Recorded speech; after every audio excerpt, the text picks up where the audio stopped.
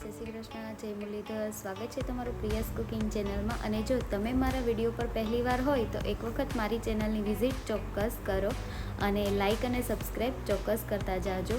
તો આજની રેસીપી જોઈને તો તમને ખબર પડી જ ગઈ હશે કે શેની છે. તો રોટલા બનાવતા જેને આવડતા હોય એના માટે તો એકદમ સહેલા છે, પરંતુ જેને નથી આવડતા એના માટે ખૂબ જ કઠિન છે.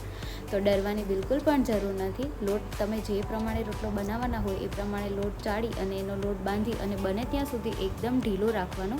અને રોટલાનો લોટ છે એ રોટલા બનાવવામાં એકદમ મસળવાનો. જેમ તમે રોટલો વધારે મસળો એ લોટને વધારે મસળો એ પ્રમાણે રોટલો સારો બને.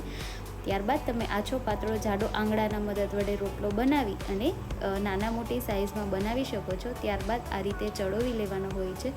તો આપણા ગરમા ગરમ અને ફૂલીને દડા જેવા રોટલા બનીને સરસ છે એ તૈયાર છે. તો લાઈક ચોક્કસ કરી દો. Thank you for watching.